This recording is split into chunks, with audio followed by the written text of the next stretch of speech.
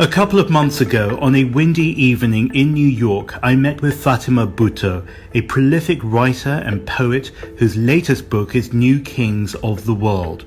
It examines how mass culture today is less Disney and Hollywood than it is K-pop and Bollywood, signaling the end of one country's dominance and in its place an offering of a mix of Eastern ideas. I'm James Chow with Fatima Bhutto.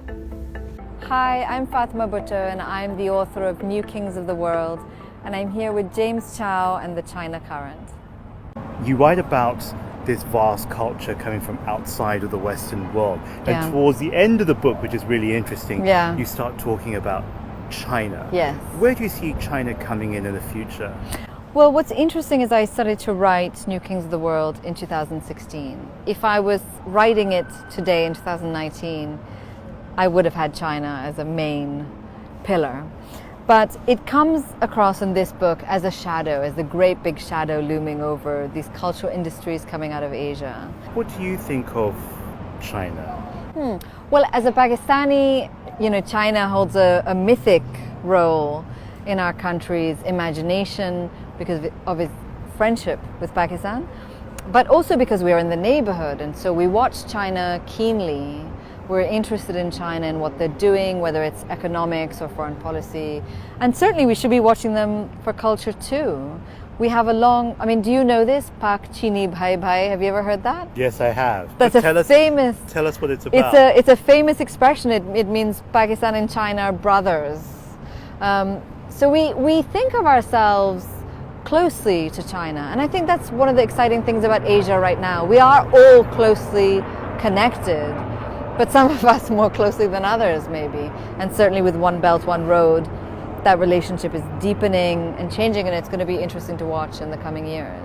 You talk about Pakistan, China, and your grandfather was president of Pakistan. In fact, I think there's a picture of your father with Zhou Enlai, isn't there? Oh, Who was there in the premiere. Yes, he brought all his children to China on the state visit. And there are pictures of them absolutely with Zhou Enlai, and they spent, I think, 3 months traveling around China, visiting different cities and trying to learn. What are you telling the world in this book? If cultures like Bollywood and K-pop are the new kings of the world, how should we be anticipating our future? And would China then be a king of the world, or maybe even an emperor of the world? Yeah, well, the point of New Kings of the World is to say that we don't live in a world where there is one center for anything anymore, and certainly not culture. We live in a multipolar world.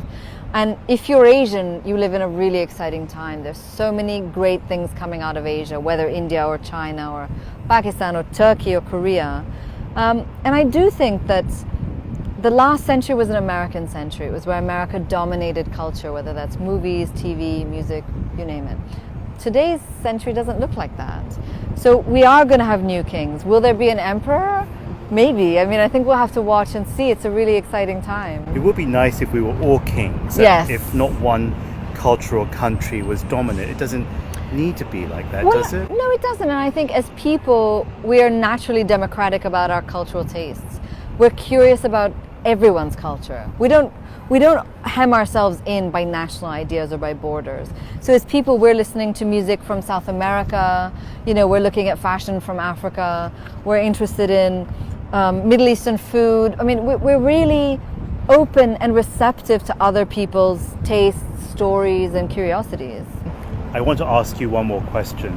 Given your foresight and your world viewpoint, what do you see? Is it possible that we can all share in China's growth, that it's not restricted to its own benefit, but it can be shared in a modern way where it becomes inclusive?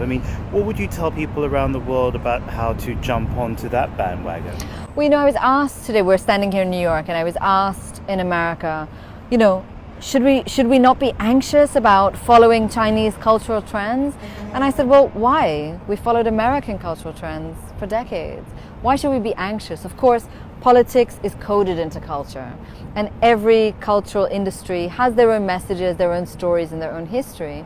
But I think we can be discerning audiences. I think we can be entertained while also learning about the countries who are entertaining us and asking questions of their products.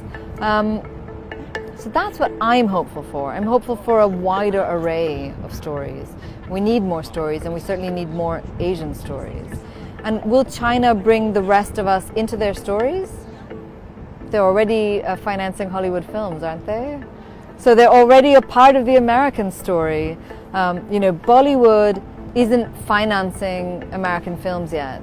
Will they then have to because China's doing it? I mean, I think this is part of what's so exciting about the time we live in today.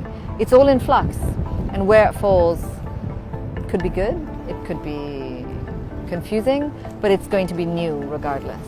How about writing a book about China one day? Oh, I would love to. I would need to spend a lot more time in China learning about China. But when I was finishing New Kings of the World, it did strike me that China was the missing piece and that there was so much to study and to investigate and to watch about China. So I am looking and watching with great interest. Thank you, James.